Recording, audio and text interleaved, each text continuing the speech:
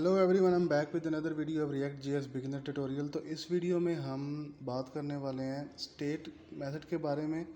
तो उस state method के बारे में बात करने से पहले हम उसके जो है डिफरेंस देख लेते हैं कि प्रॉप्स और स्टेट के दरमियान क्या डिफरेंस है।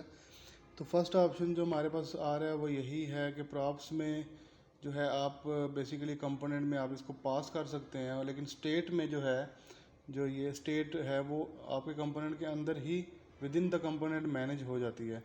और इसमें आप जो फंक्शन के पैरामीटर के तौर पे आप इसको यूज़ करते हो प्रॉप्स को, लेकिन जो स्टेट है वो वेरिएबल डिक्लेयर किए जा सकते हैं फंक्शन की बॉडी में।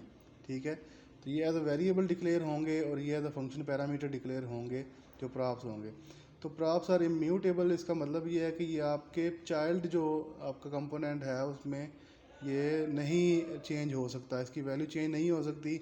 लेकिन इसके अंदर जो स्टेट के अंदर है ये कहीं पर भी आप चेंज कर सकते हैं, इसकी स्टेट को चेंज कर सकते हैं, इसकी वैल्यू चेंज कर सकते हैं। तो नेक्स्ट आ जाते हैं प्रॉप्स के अंदर। अगर आप फंक्शन कंपोनेंट्स जो है प्रॉप्स यूज़ कर सकते हैं फंक्शन कंपोनेंट्स में, लेकिन अगर आप क्लास कंपोनेंट में करते हैं तो हम जो लास्ट ही पढ़ा था कि वो आप दिस कीवर्ड को यूज़ करके दिस डॉट प्रॉप्स लिख कर क्लास कंपोनेंट में प्रॉप्स को यूज़ कर सकते हैं। तो इसी तरह अगर आप स्टेट में आते हैं तो आप फंक्शन कंपोनेंट्स के अंदर अगर आपने स्टेट को यूज़ करना है तो आपने यूज़ स्टेट की हुक यूज़ करनी है। जो फंक्शन कंपोनेंट्स में आप यूज़ करेंगे तो ही आप इसको स्टेट को यूज़ कर सकते हैं इस हुक को यूज़ करके।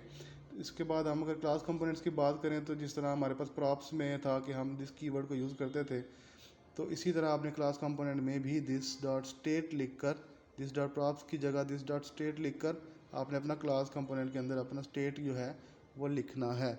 ठीक है, तो इसको प्रैक्टिकली देख लेते हैं। अभी फर्स्ट हमारे पास जो है मार्कअप आ रहा है वो हेलो विजिटर लिखा हुआ आ रहा है वेलकम वाले कंपोनेंट से, जो कि एक क्लास कंपोनेंट है।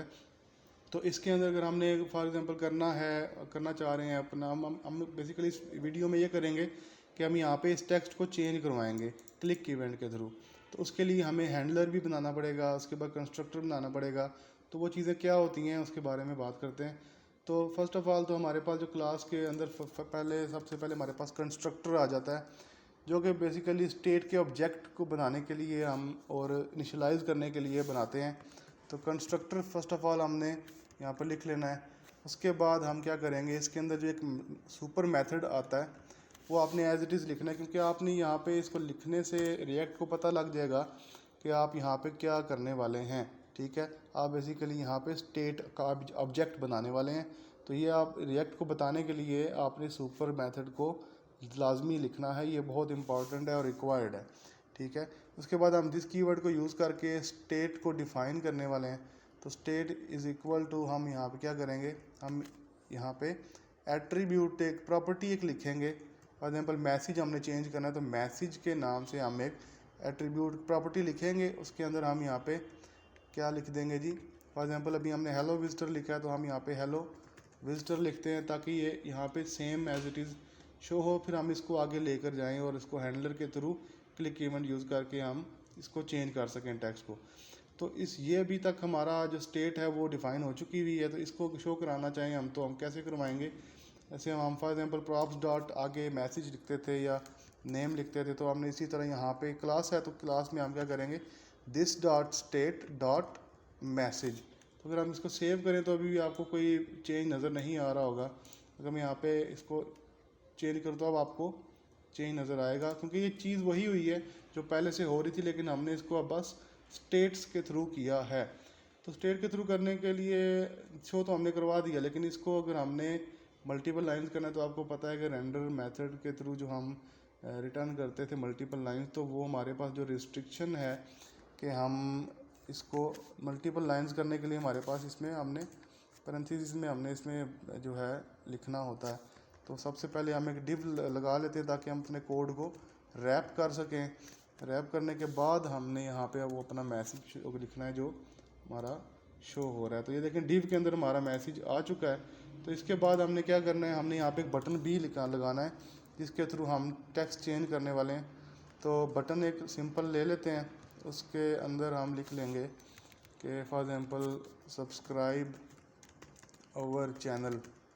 ठीक है, तो ये बटन भी अब सेव करते हैं तो हमारे पास ये आ जाएगा सब्सक्राइब आवर चैनल के नाम से। तो इसको अगर आप फॉर एग्जांपल चेंज करना चाह रहे हैं तो इस बटन के हम क्लिक इवेंट के ऊपर बात करते हैं, क्लिक इवेंट बना लेते हैं। तो क्लिक इवेंट के लिए हमारे पास ऑन क्लिक याद होगा आपको, इस तरह आप नहीं लिखेंगे, हमने कैमल केस में ऑन क्लिक को लिखना है। इसके बाद आपने कर्ली ब्रेसेस लगा लेनी है और एरो फंक्शन को यूज़ करके, जो हमने लास्ट वीडियो में पढ़ा था, उसको यूज़ करके आपने एक हैंडल बनाना है, हैंडलर बनाना है। दिस डॉट फॉर एग्जांपल हम करते हैं जी चेंज मैसेज के नाम से हम एक हैंडलर बना देते हैं। तो इस हैंडलर को बना तो दिया लेकिन ये यहाँ पे डिफ़ाइन नहीं है, तो इसको डिफ़ाइन भी कर लेते हैं। राइट आफ्टर कंस्ट्रक्टर हम यहाँ पे इसको डिफ़ाइन करेंगे और इसको ऐसे आपने जो हैंडलर है उसको ऐसे आपने बाइंड करना होता है। तो इसमें हम दिस कीवर्ड लिख के एक सेट स्टेट का हमारे पास प्री डिफाइंड एक मेथड आता है, इसके अंदर आप जो है अपनी स्टेट को सेट कर सकते हैं। तो दिस डॉट सेट स्टेट को यूज़ करके हम अपने मैसेज को चेंज करेंगे कि जब कस्टमर हमारा बटन पर क्लिक करेगा तो मैसेज चेंज होके क्या होना चाहिए वो हम यहाँ पे लिख देते हैं। फॉर एग्जांपल कि thank you for subscribing our channel, तो यहाँ पे ये चेंज हो जाएगा।